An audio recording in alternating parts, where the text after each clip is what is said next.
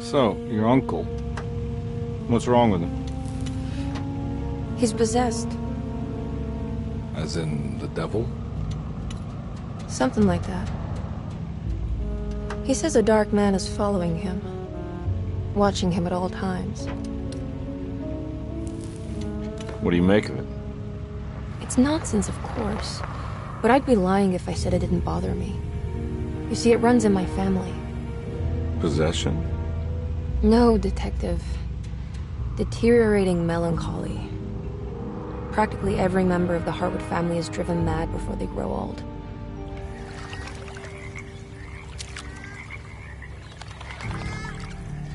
But Jeremy didn't kill himself. Is that why he's at your setup? Despite being convinced that he is truly possessed, he decided to put his last chips on Dr. Gray and his psychoanalysis, figuring he might stumble upon some cure.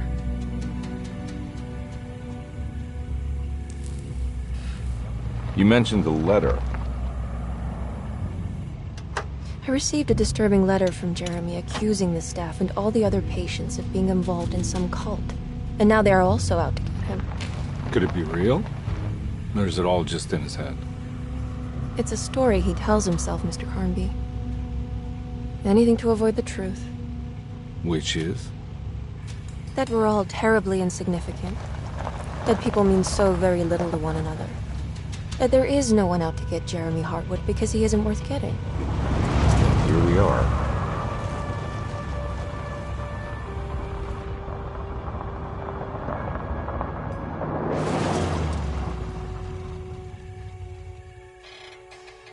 My uncle's not well, Mr. Carnby. I want to make sure he's all right. Then what's my part in this? You couldn't get a cab? I just wouldn't feel safe going alone.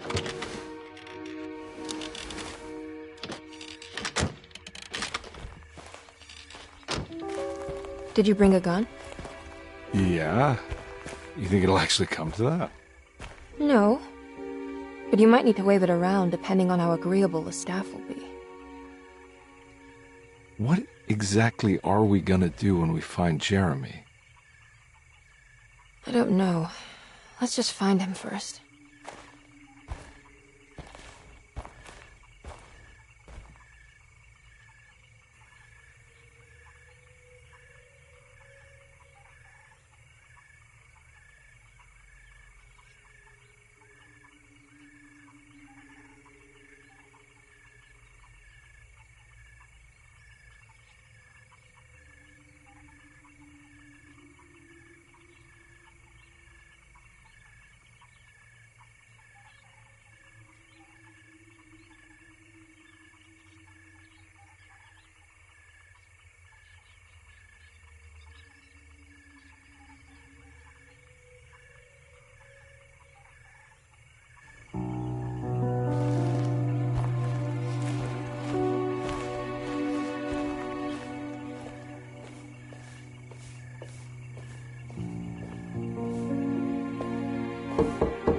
Hello?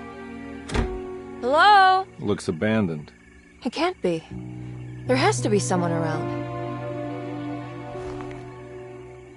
Wait here. I'll go around back.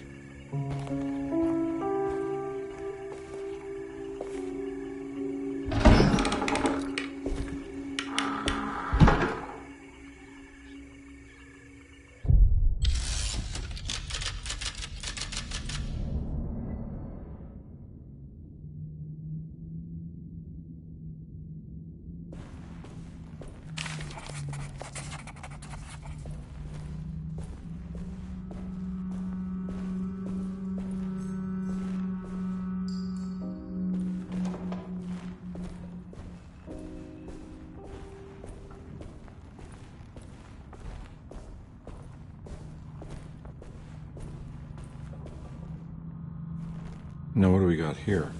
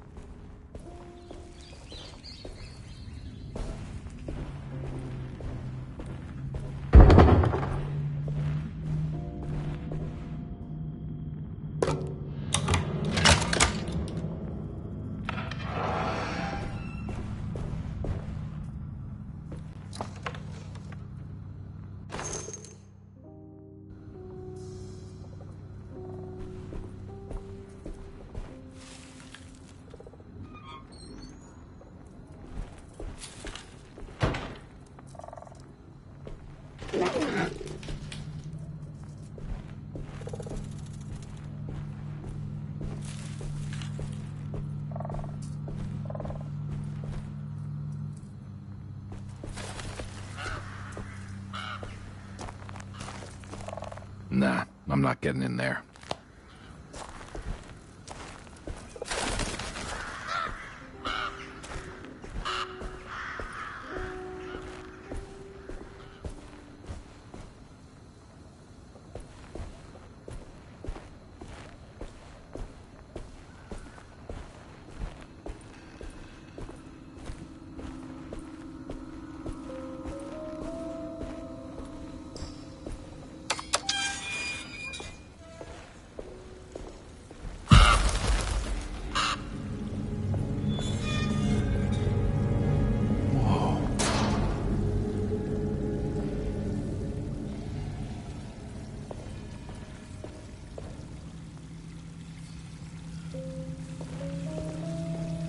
That's one big tree to fit inside a conservatory.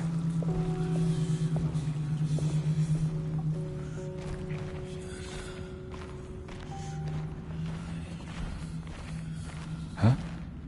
What?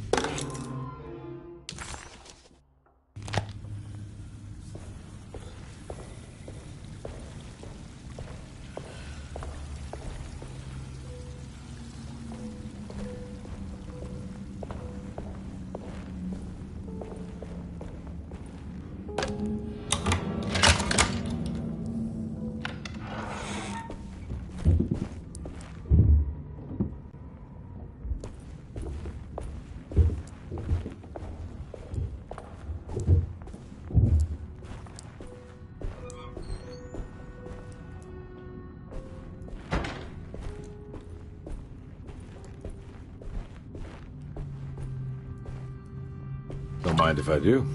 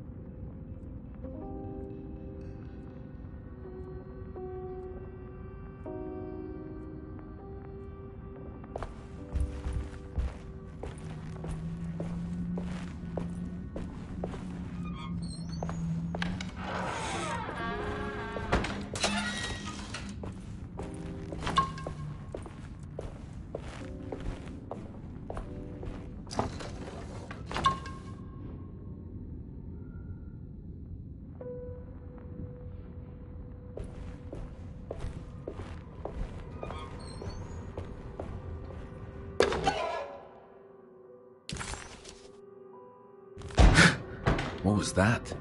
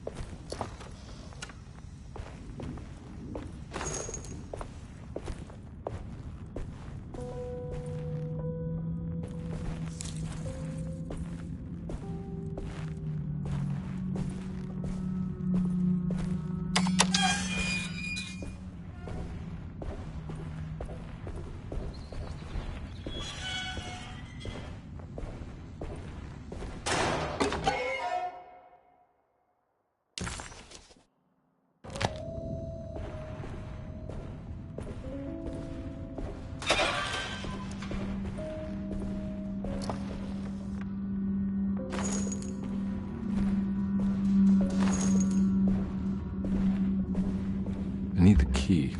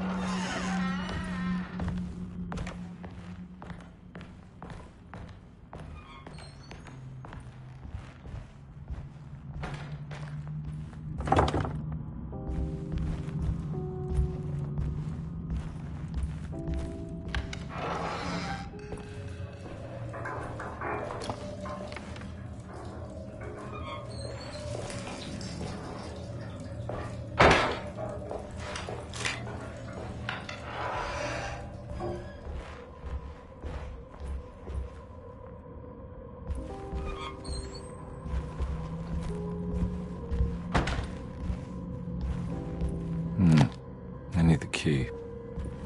I need the key.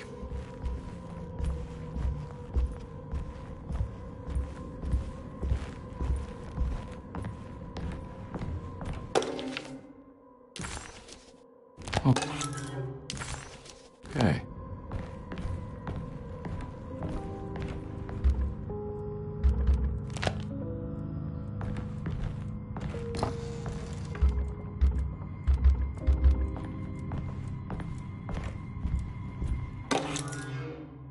Sunday, June 22nd.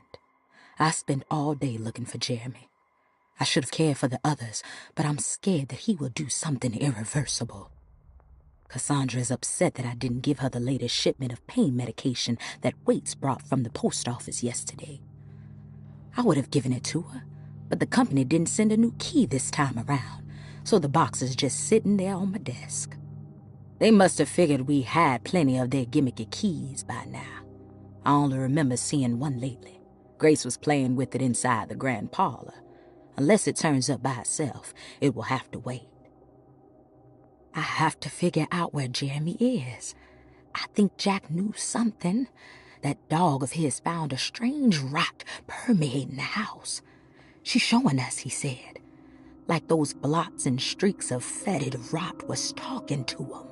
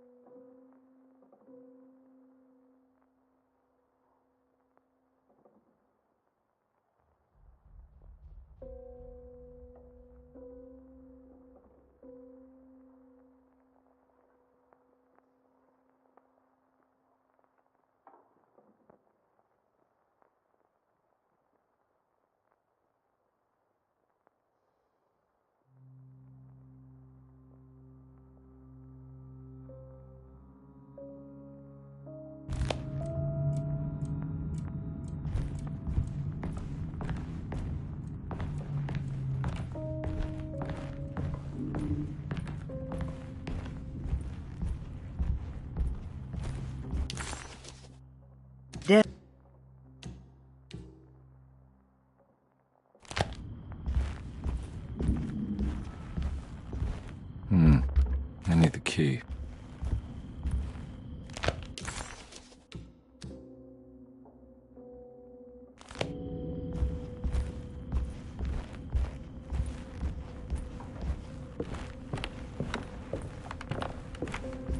It's wedged shut. It's wedged shut.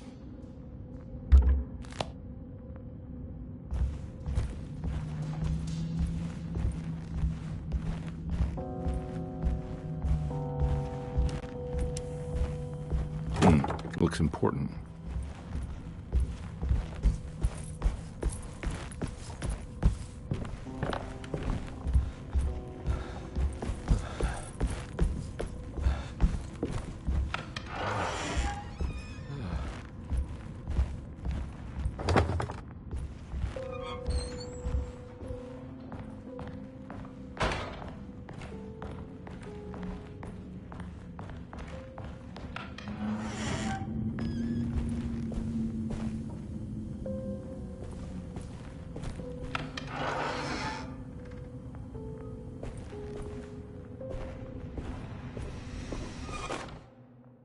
Please do not touch the boiler.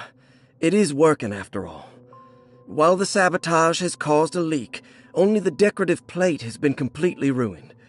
Let's wait for Mr. Chance to turn up and he can take a look at the leak. Mr. Waits.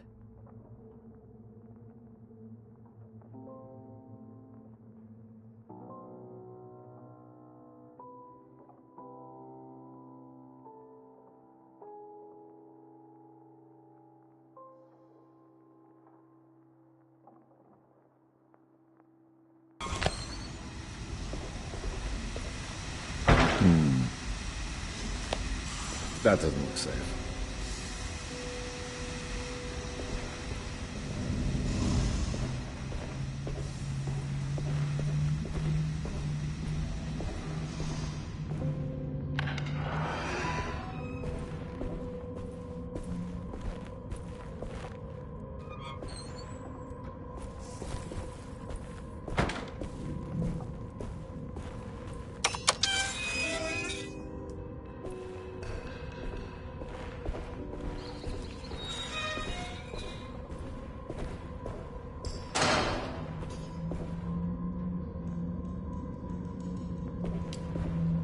key.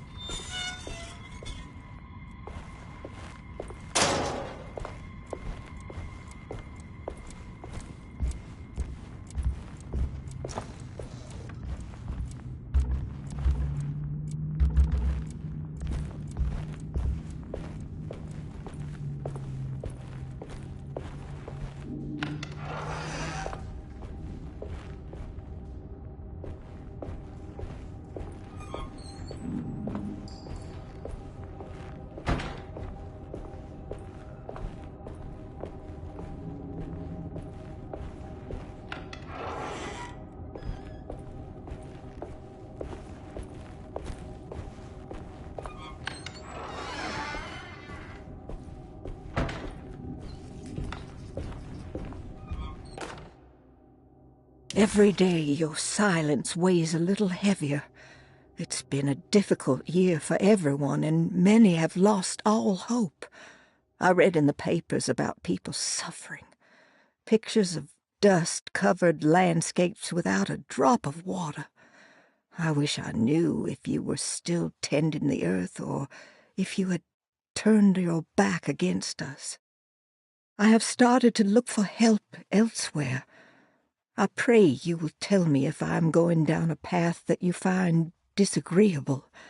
With help from Baptiste and Charlotte, I found comfort in the practice of the voodoo.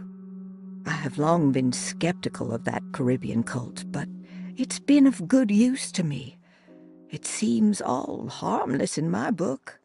I say some words dreamt up by the Creoles, and I carry around a small pocket of gris-gris.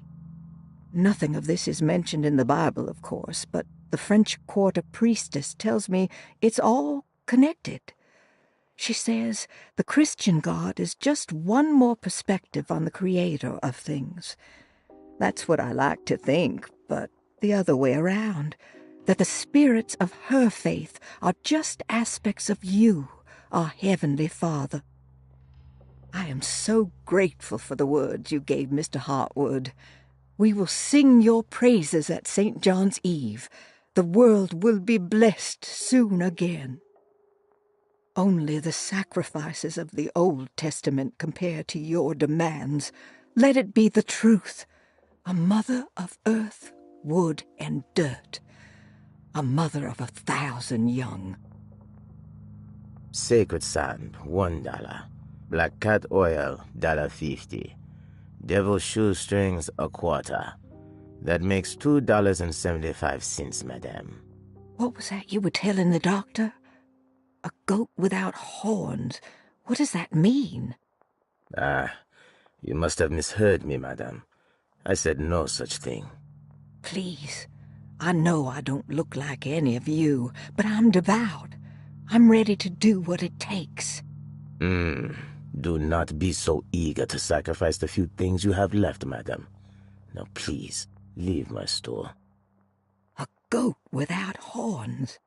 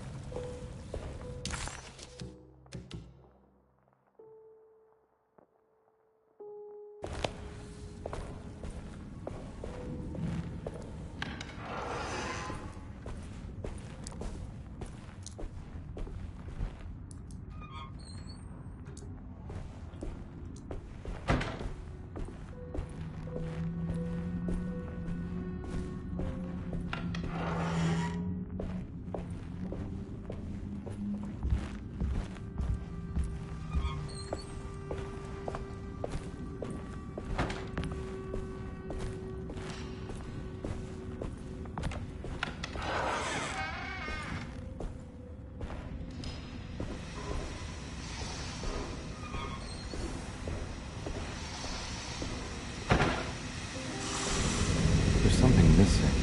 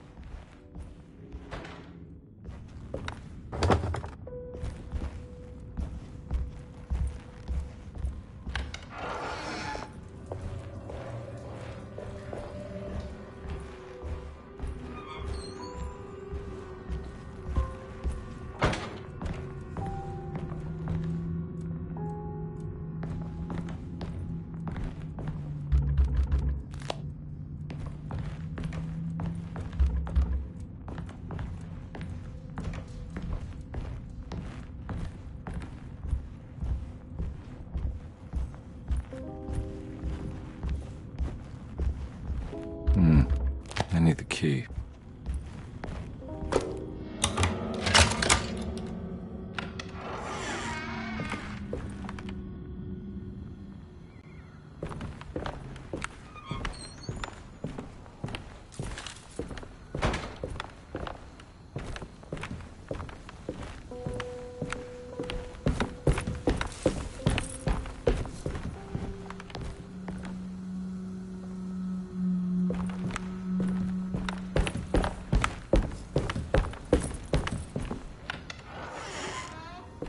Oh.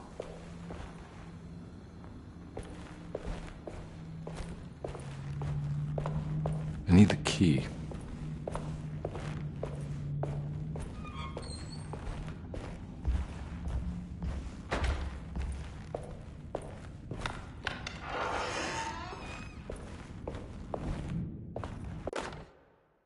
The Great Depression. President Hoover raises tariffs on over 20,000 imported goods in an act to protect American labor.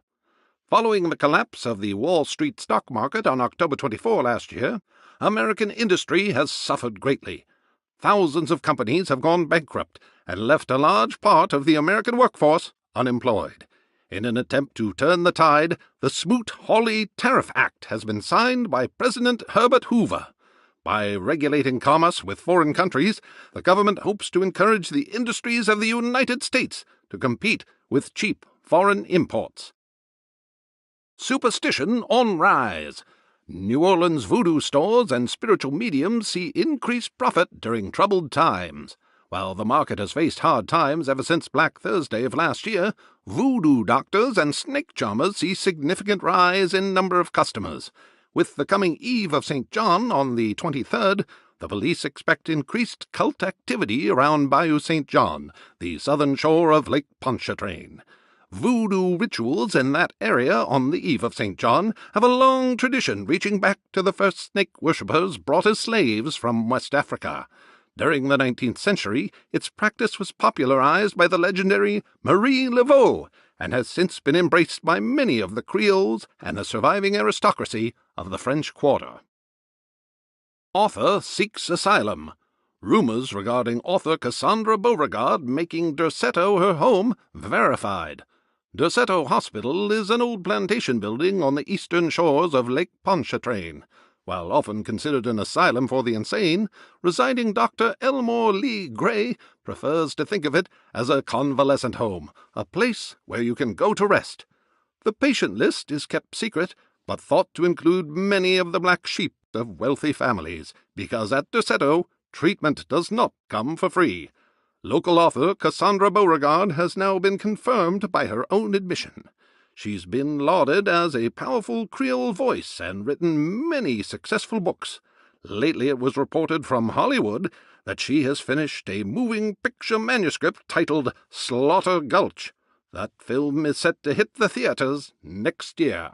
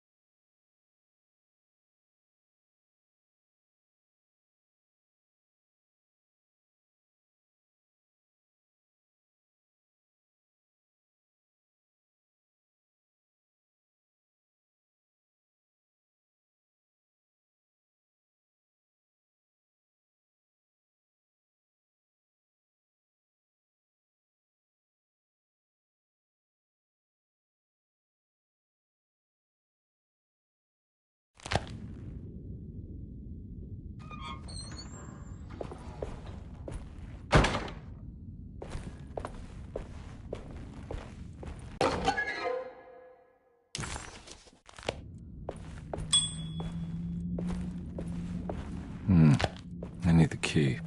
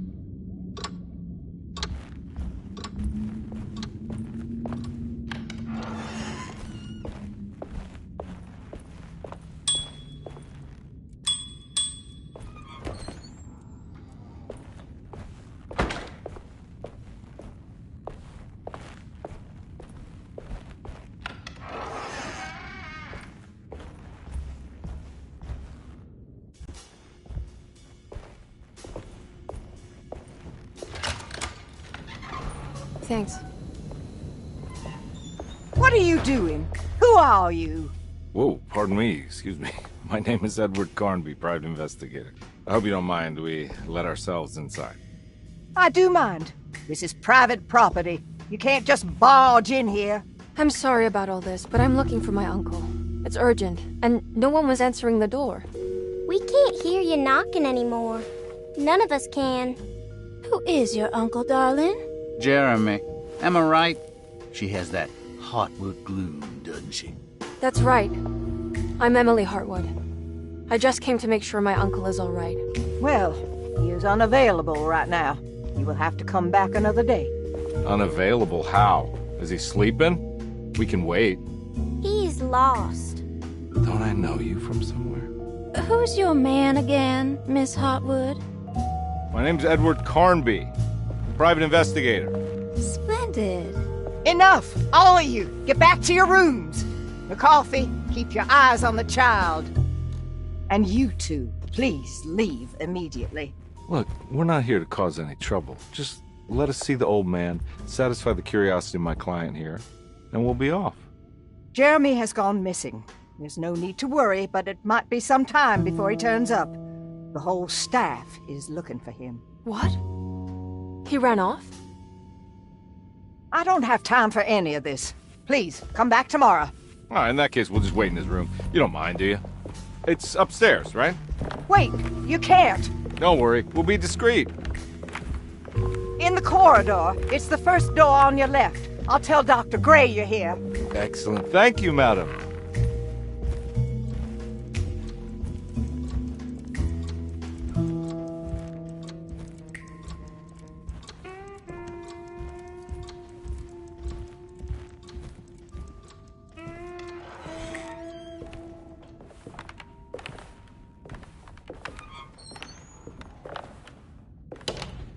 All right, here we are.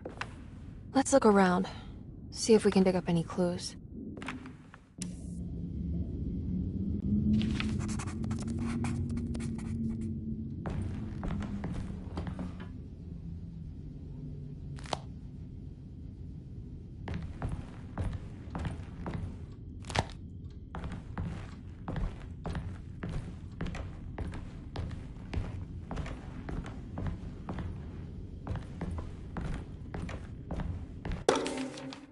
Every night the dark man stands opaque at the threshold of my room, counting the days until my spirit spills out. Every night the dark man stands opaque at the threshold of my room, counting the days until my spirit spills out of my tired shape. Only his pallid mask shelters my remaining sanity. Staring directly into the face of that demonic sultan would surely sunder time itself. Would he have looked the same to my father as he struggled for his life? Does his veiled face haunt my niece quite the same way? I wish so that I could rest my soul in that sunburnt convent of Tarawea. Would I find you there, Juan? Or Senora Perosi, back from the beyond? Every night I hide from him, moving from one misshapen memory to another. Scenes conjured out of fantasy and delirium. Places I struggle to even paint. I wish I understood your death, Senora. Is there anything I could do for you but bury you in that bleak necropolis? That triumphant chapel rising above the ledges and the oven vaults shall be your sepulchre, where you may rest, and I shall weep.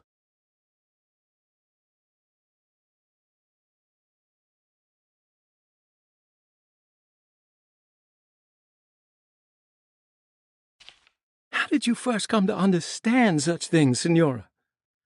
How did you know that the battered boiler in the basement would lead me to Lafayette Cemetery?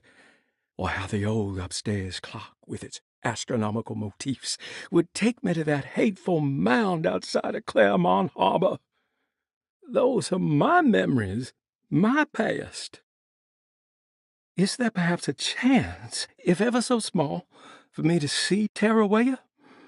Oh, I want that more than anything. Please, let my talisman take me there. Let me sit with Juan under his Bodhi tree. Despite having sold me that talisman, Miss Jackson, the voodoo priestess, revealed none of her secrets to me. That's why I had to travel to Tonka. Instead, she cruelly told Baptiste, my caretaker, that he would be betrayed and killed in the most awful way, that the one he loved would pierce his thigh with a sharp spear, and that he would be devoured by his own mother. What a terrible thing to say.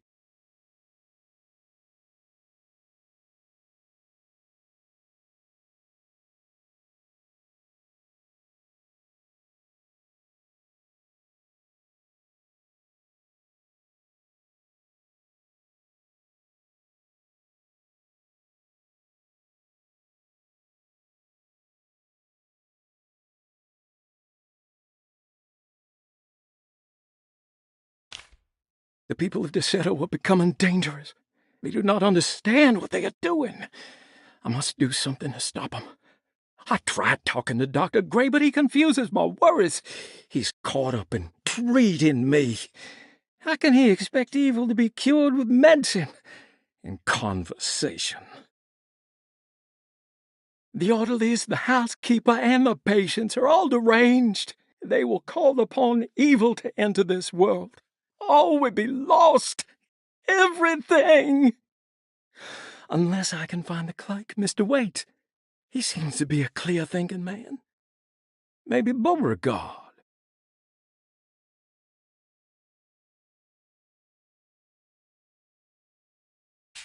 The dark man offered me a prison, and I accepted. I signed that miscarried contract and entered the dark pact. Everyone is safe, except for me.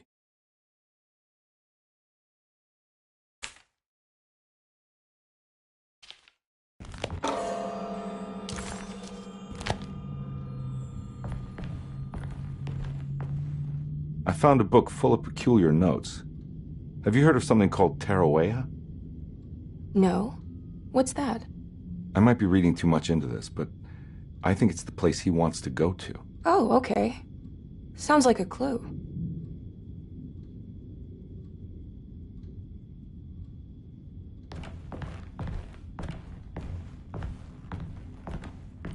I'm not done here yet.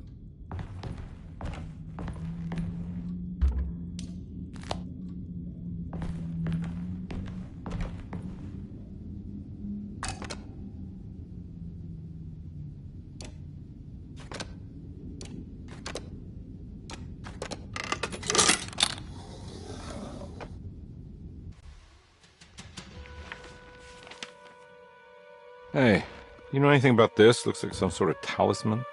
No, I don't. Oh, help me out here, will you?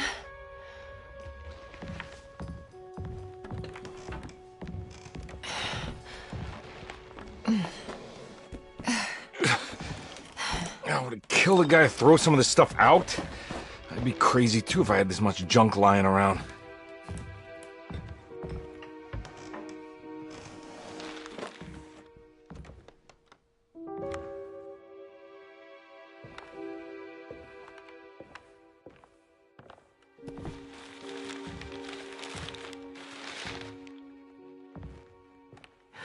Oh, wow. That's striking. I want to save this one.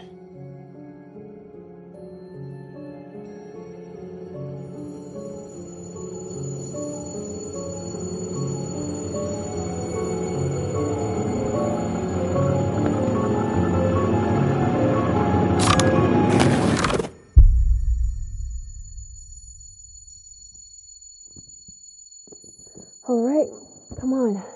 I want to go see Dr. Gray.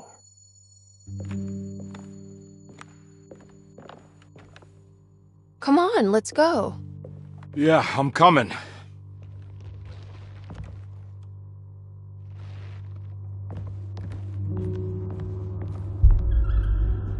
Miss Hartwood. Emily?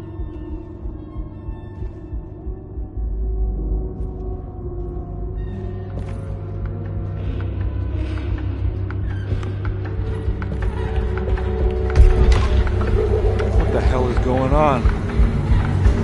Where am I?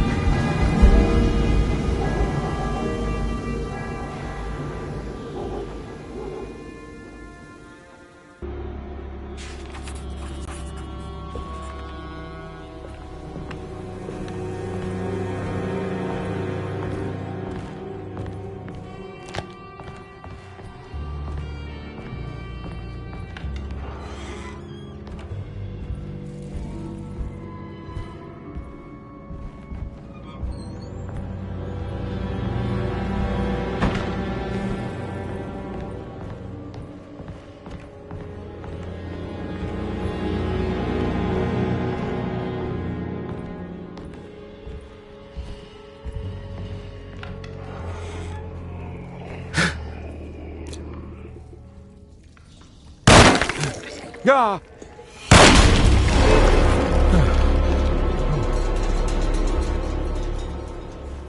Christ, what the hell was that?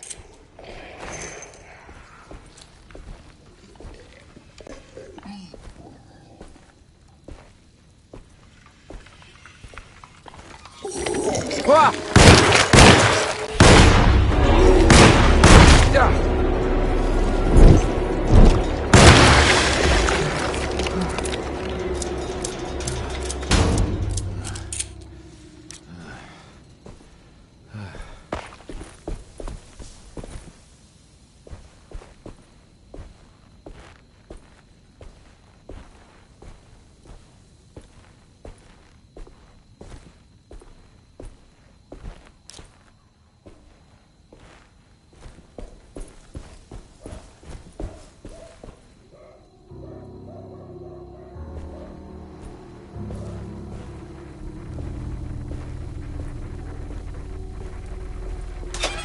I can't go that way.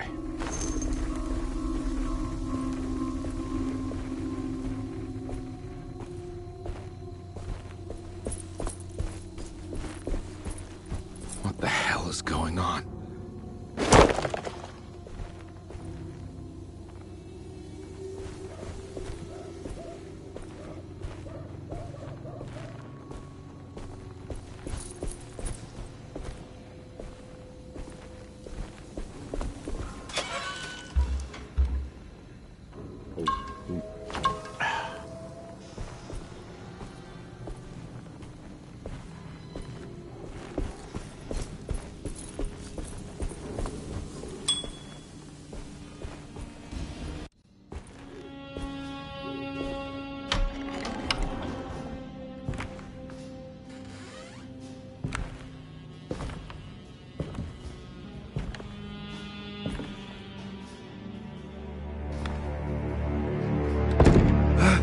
Don't let them get inside, compare.